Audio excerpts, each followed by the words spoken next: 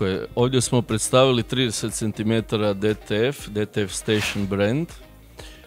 Jako kompaktan uređaj, pogodan za manje prostorije, tako da ljudi mogu i raditi veće naklade po potrebi na nekoj dnevnoj bazi.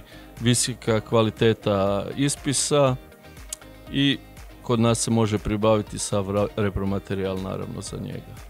Trenutno smo testirali i na polijesteru i na pamuku i nekoj mješavini i rezultati perivosti su vrlo dobri, to mogu svakako potvrditi.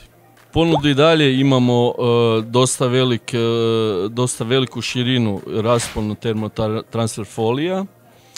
Od premium serije, od brze serije 3 do 5 sekundi, aplikacije reflektivne, različitih glitter ekspresija, glow in the dark, dakle za policiju, za vatrogasce, za te službe koje moraju imati određenu stupanj kvalitete termofolije sa svim certifikatima.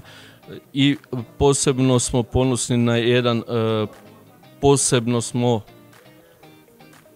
na Twill, to je patch Twill serija, odnosno isto dolazi u roli koja je jedan vid imitacija štika, koja se pokazala vrlo interesantno za cjelokupno tržište i dosta je tražena u zadnje vrijeme.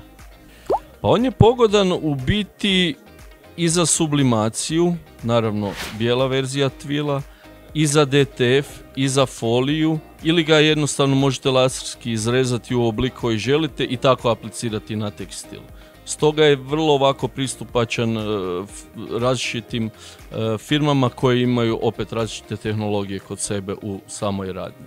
Što čujemo sa tržišta najviše je za radnu odjeću, sportski segment, ali i promotivni segment. Tako da se može recimo raditi neki zanimljivi logo sa firmom ili neki name tag ili kombinacije različite što se tiče sportskog segmenta, dakle od nekih čak brojeva na samo poleđinu dresa. Perivost je vrlo dobra, ja ću uvijek preporučiti do 60 stupnjeva, dakle ovo sve što smo iskombinirani je isprobano barem do 60 stupnjeva, s time da se može i nekad do 90 stupnjeva, ovisi naravno, izbjegava se sušilica rublja, ali moguće je da i do 90 bude trajnost. Hvala vama.